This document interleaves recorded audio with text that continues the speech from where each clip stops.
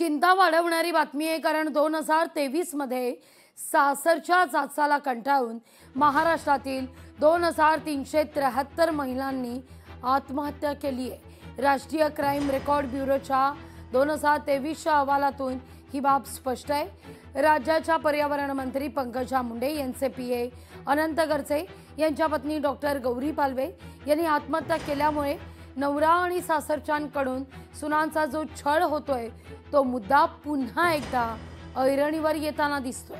यापूर्वी सुद्धा वैष्णवी हगवणे मृत्यू प्रकरण, आत्महत्या प्रकरण आपण पाहिलेले अतिशय क्रूरपणे तिला मारहाण करण्यात आलेली होती। शवविच्छेदन अहवालातून तसंच समोर देखील आलेलं। या सगळ्याविषयी अधिक माहिती घेण्याकरता आपण आपल्या प्रतिनिधी भाग्यश्री प्रधान आचार्य यांच्याकडे जाणार आहोत। या सगळ्याविषयी त्यांच्याकडून अधिक आपण जाणून घेणार आहोत, कारण ही आकडेवारी अधिक चिंता वाढवणारी आहे। भाग्यश्री, 2023 ही आकडेवारी राज्यात 2373 महिलांनी आत्महत्या केलेली आहे। सासरच्या जाचाला कंटाळून ही चिंता वाढवणारी तर बातमी आहेच, शिवाय आत्मपरीक्षण आणि आत्ममग्न करणारी सुद्धा बातमी आहे की आपण नेमकं कुठं चाललोय।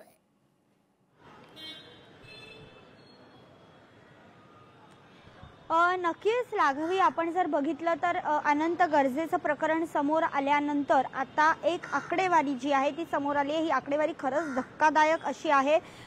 इतके दिवस आपण जर बघत होतो तर महिलांच्या आत्महत्यांचं प्रमाण वाढतंय का अशी शंका येत होती, मात्र या आकडेवारीवरून ती शंका जी आहे ती खरी होताना पाहायला मिळते।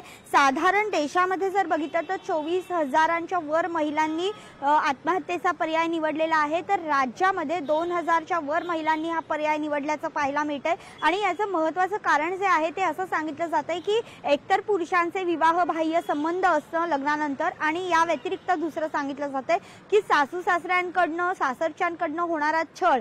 मात्र आपण जर बघितलं तर आपण एकेकडे महाराष्ट्राचा विचार केला तर पुरोगामी राज्य असं म्हटलं जातं, मात्र या राज्यामध्ये इतक्या मोठ्या प्रमाणात जर महिलांच्या आत्महत्या होत असतील तर नेमकं कुठे राज्य जातंय याचा देखील एक विचार करण्यासारखी गोष्ट आहे।